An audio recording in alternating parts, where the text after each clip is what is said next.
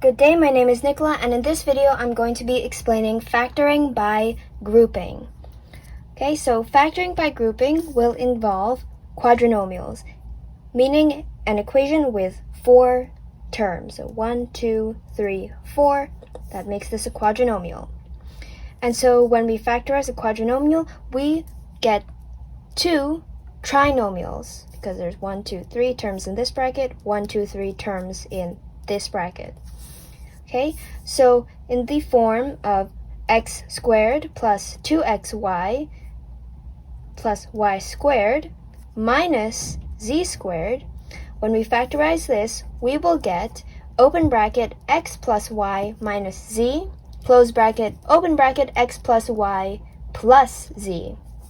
Okay, and then for our second quadrinomial, which instead has a negative 2xy, if we were to factorize this, we would get open bracket x minus y minus z, close bracket, open bracket x minus y plus z. And so we are going to explain how this works with examples. So in our first example, we have 36a squared plus 12ab plus b squared minus 81. Okay, and you'll notice here that I've written perfect trinomial because these first 3 terms satisfy the condition of a perfect trinomial. Okay, and what are the conditions of a perfect trinomial? Well, the square root of the first term must be a rational number, the square root of the last term must be a rational number, and the middle term must be equal to the square root of the first term times the square root of the last term times 2. Okay, so let's see this in practice. So we need to find the square root of 36a squared to verify the first condition of a perfect trinomial, that the first term's square root is a rational number. So the square root of 36a squared is equal to 6a, which is a rational number. So that meets the first condition.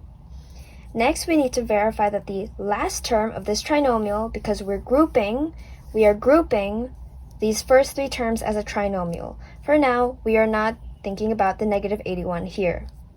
Okay, so back to perfect trinomial, we need to check that the square root of the last term is equal to a rational number.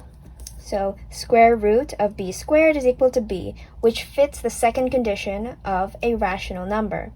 Finally, we need to check that this is a perfect trinomial. We need the middle term to be equal to 2 times the square root of 36a squared multiplied by the square root of b squared.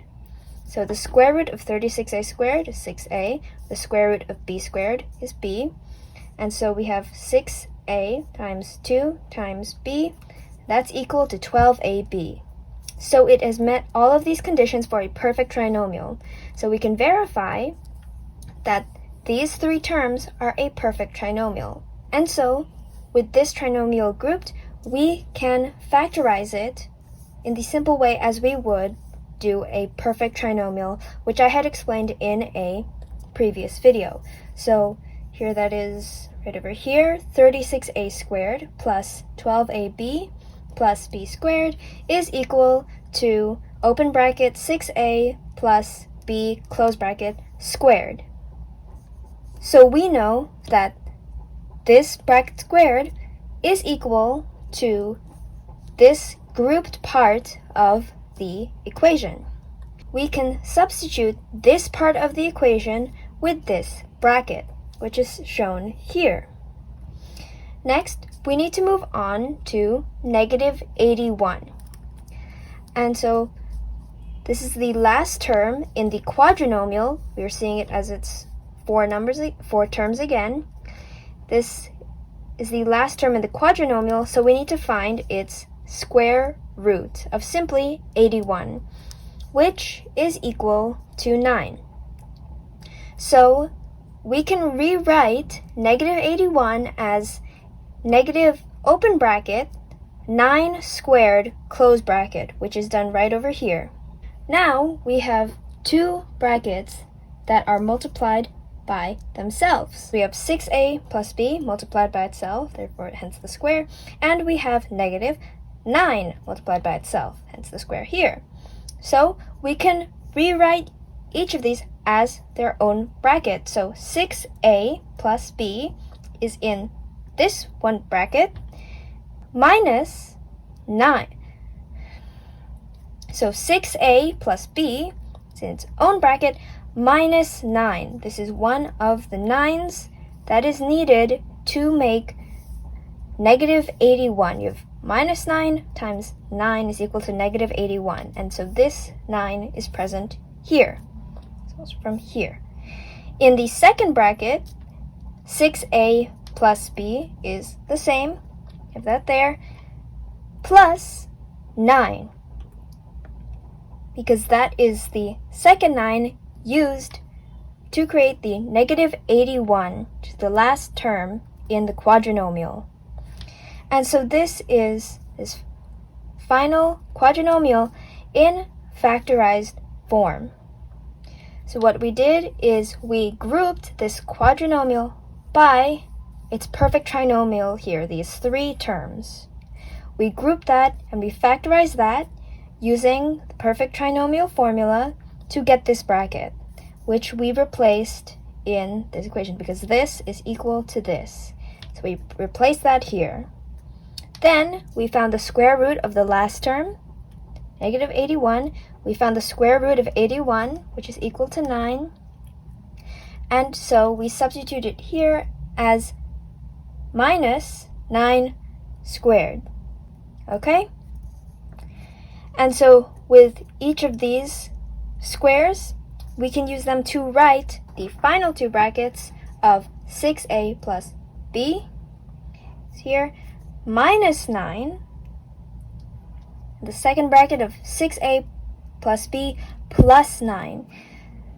Given that this is a negative number, you have to make sure that one of the roots of this number, so in this case 9, one is negative, and in the next bracket it is positive, because a positive and a negative number multiplied to each other equals a negative number. Okay, so let's try this again with another example of 49a squared minus 28ab plus 4b squared minus 25. So here's another quadrinomial. And so our first step is to check if these first three terms qualify as a perfect trinomial. Okay, so first we need to check if the square root of the first term is a rational number. The square root of 49a squared is equal to 7a. This is a rational number. Therefore, the first term meets the condition of perfect trinomial. Now let's move to the last term of the perfect trinomial, because remember we are grouping it as three numbers for now. So in the perfect trinomial, this would be the last term. In the quadrinomial, it would consider this last term, so this would be the last term. But right now we are seeing it in terms of the trinomial because we are currently grouping it. Okay?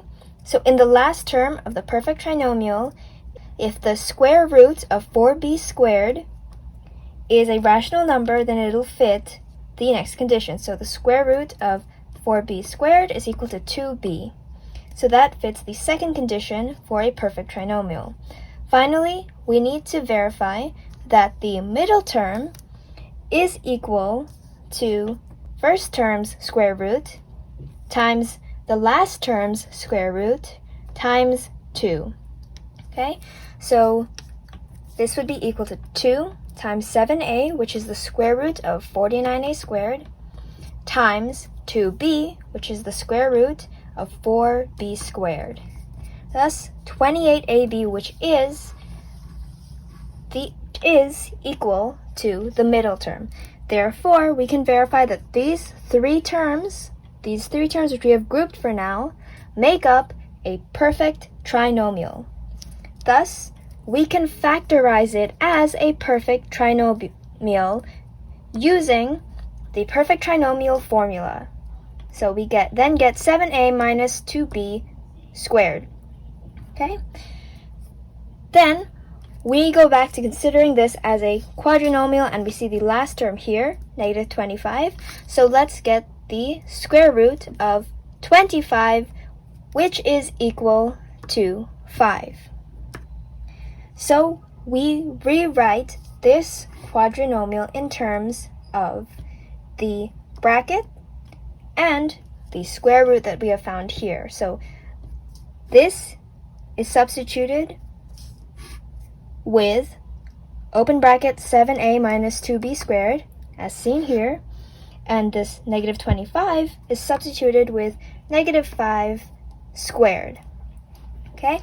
And then using a similar method as we did here, we fully factorize it by writing the first part of the bracket, 7a minus 2b, 7a minus 2b, minus 5, as that is one of the 5's necessary for negative 25. The second bracket is again 7a minus 2b plus 5, because again, you need a negative 5 and a positive 5 to get negative 25. Thus, this quadrinomial factorized is equal to open bracket 7a minus 2b minus 5, close bracket, open bracket 7a minus 2b plus 5. And so that is how to factor a quadrinomial by grouping.